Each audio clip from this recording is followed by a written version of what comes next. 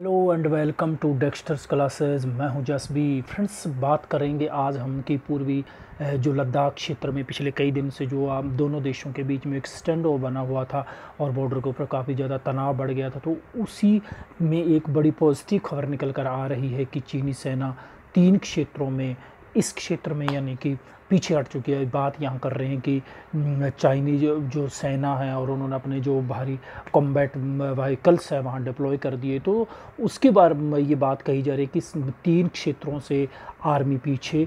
Move हो चुकी है। यहाँ पर आप देख सकते हो कि गालवन एरिया, पेट्रोलिंग पॉइंट 15 और हॉट स्प्रिंग एरिया, तो 3 क्षेत्रों से ये पीछे हट चुकी है। हालांकि तनाव तो जो बना हुआ था वो बना हुआ था 2 क्षेत्रों में, एक तो पेंगोंग झील के ऊपर और दूसरा बना हुआ था गालवन वैली में। और गालवन वैली और पेंगोंग एरिया दोनों ही बहुत ही स्ट्रेटजी की दृष्टि से हम ये बात करें, यानी कि टैक्टिकल पॉइंट ऑफ व्यू से यदि हम बात करें तो बहुत ही महत्वपूर्ण है दोनों देशों के लिए। और वर्ष जब 1962 में जब दोनों देशों के बीच में युद्ध हुआ था, तो उस समय चाइना के द्वारा गालवन घाटी और अपना पेंगोंग लेक से ही हमला किया गया, तो यहीं से इनको द्वारा एडवांटेज लिया गया था। तो उसी के प्रत्युत्तर में भारत के द्वारा यहाँ पर काफ़ी लार्ज स्केल पर यहाँ पर सामरिक दृष्टि से सड़कें बनाई जा रही है, पुल बनाए जा रहे हैं, तो जिसका चाइना को काफ़ी ज़्यादा धक्का लगा और उन्होंने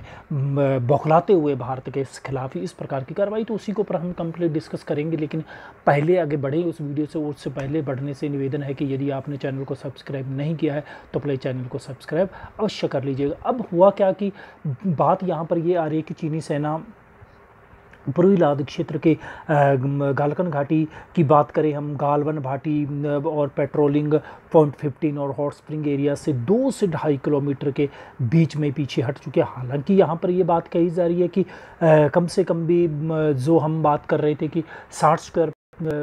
मीटर के ऊपर चाइना के द्वारा भारतीय क्षेत्रों को ऑक्यूपाइड कर लिया गया। पहली बात तो यहाँ पर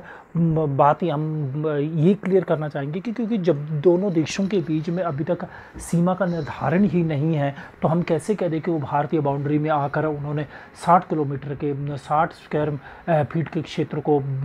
कब्जे में कर लिया। तो ऐसा नहीं है, क्योंकि कभी हमारा आर्मी उधर चली जाती है तो बहुत से बड़े क्षेत्र के ऊपर वहाँ पर जाकर बैठ जाती है, और कभी उनकी आर्मी अंदर आ जाती है। तो ऐसा नहीं होता। जैसा कि अभी इस स्टैंड ऑफ बना और बार बार भारत ने कहा कि हम 1 इंच पीछे नहीं हटेंगे, तो इसका मतलब ये हुआ कि यदि चाइना हमारे अंदर 60 फीट की दूरी के अंदर या 60 स्क्वायर फीट अंदर आया है, तो भारत ने भी कहीं ना कहीं उसके ऐसे इंपॉर्टेंट पॉइंट के ऊपर अंदर जाकर कब्जा किया होगा कि जिससे कि चाइना तिल मिला उठा। तो ऐसा, क्योंकि दोनों के बीच में, क्योंकि जब तक सीमा का निर्धारण तो तब तक हम कैसे कहें, तो उसी के ऊपर हम यहाँ पर बात कर रहे हैं कि पूर्वी लद्दाख के गालवन घाटी और पेंगोंग लेक में दोनों देशों की सेनाओं के बीच में जो तनाव बना था, उसी को तनाव को कम करते हुए दोनों देशों के बीच में जो अभी 6 तारीख को ब्रिगेडियर मेजर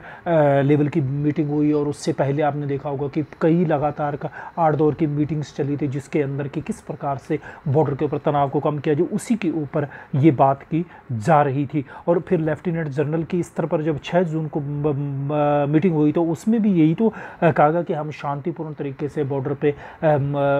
एक मैकेनिज्म जो बनाएगा उसके तहत ही हम बातचीत के माध्यम से इस समस्या को हल करेंगे। तो यही पर उसी का परिणाम ये हुआ कि अब आधिकारिक रूप से ये कहा जा रहा है कि चीन 3 क्षेत्रों से गालवन एरिया में हट चुका है। अब यहाँ पर जो पहली बड़ी बात यहाँ पर है कि अक्सर इतना बड़ा जो तनाव आया क्यों। देखिए, हालांकि तनाव तो पिछले कई सालों से लगातार आ रहा है, और इसके ऊपर मैंने एक वीडियो बनाया हुआ है कि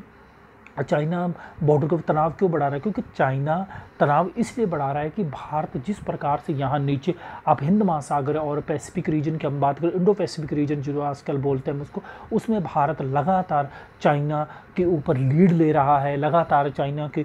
ऊपर कड़ी नज़र रखते हुए जहाँ जहाँ वो मिलिट्री बेस बनाने की कोशिश करता है या किसी प्रकार के वहाँ पर द्वीप को ऑक्यूपाइड करता है पैसा लगाकर BRI के, तो भारत वहीं पर ही एक स्ट्रेटेजिक दृश्य लगातार उस क्षेत्र के अंदर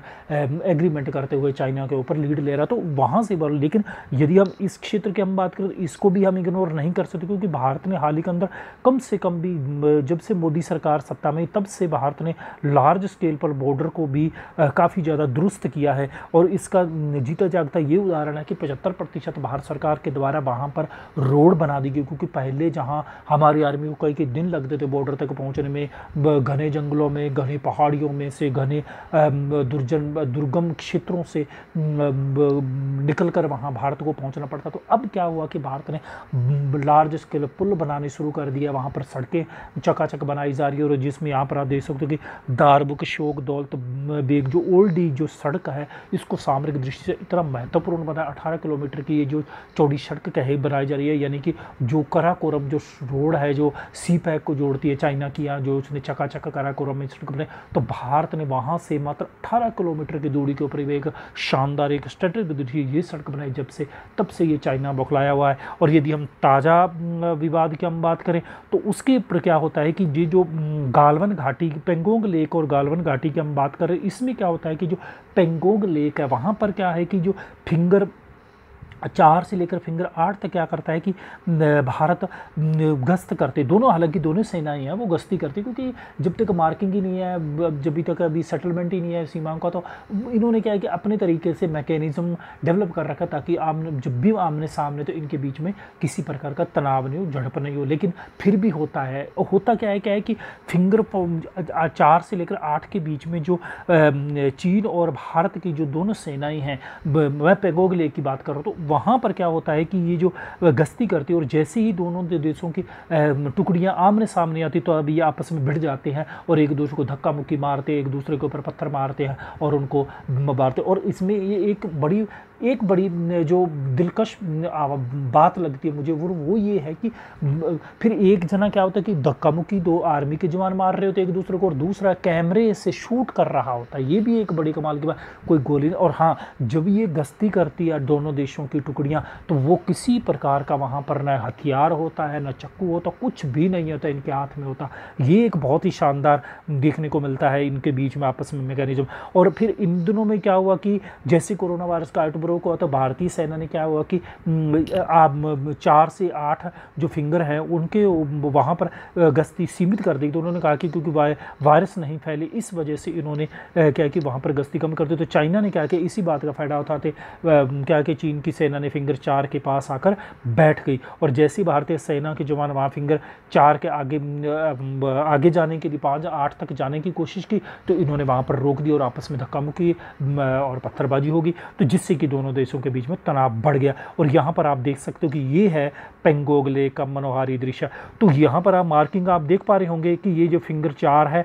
और ये मार्क से दिखाया गया और ये फिंगर 5 है। तो ये क्या होता है कि अब हालांकि यहाँ तक आता है, यानी आप यहाँ पर आप देख सकते हैं कि 1 2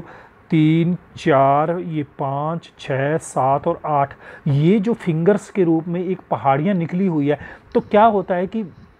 अब चाइना क्या करता है कि चाइना मानता है कि एक क्या नाम है सीमा यानी कि यहाँ तक है हमारी, लेकिन भारत कहता है कि नहीं, 4 से लेकर 8 तक हमारा सीमा क्षेत्र और हम यहाँ से यहाँ तक करेंगे। लेकिन अब क्या होता है कि इन्होंने फिर आपस में मैकेनिज्म बनाया कि इन्होंने कहा कि हम ठीक है पर हम 8 से लेकर 5 तक आपस में गश्ती करेंगे। लेकिन अब जैसे ही भारत सरकार ने कोरोना वायरस को देखते हुए सीमित कर दिया, तो चाइना ने क्या किया कि यहाँ पर आकर इन्होंने क्या कि 4 पर आकर अपनी क्या कर दी,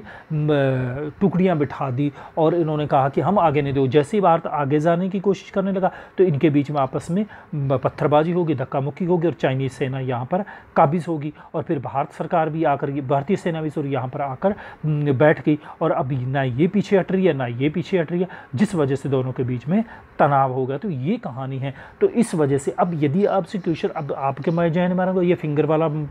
मसला क्या है, तो देखिए क्या होता है कि झील के जो उत्तरी किनारे पर, जो अभी हमने बात की कि ये जो झील है ये बॉर्डर के ऊपर है, बिल्कुल LOC के ऊपर है, LAC के ऊपर है, और ये जो उत्तरी क्षेत्र है यहाँ पर आप देख पा रहे हो ना, यही है फिंगर्स कि यानी कि झाड़ियाँ हैं ये, एक तरह की जो पहाड़ियाँ हैं, बंजर पहाड़ियाँ हैं ये, और वो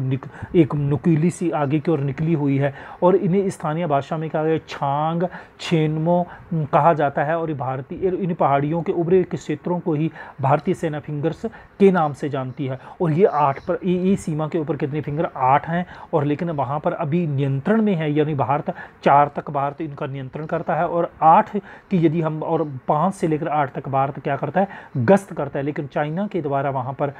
8 के ऊपर क्या बना, अपनी पोस्ट बनाई हुई है। तो ये भी हम बात करते हैं। और लेकिन चीन की सेना का मानना है कि फिंगर 2 तक LAC है, लेकिन भारत कहता है कि नहीं ये 8 तक ही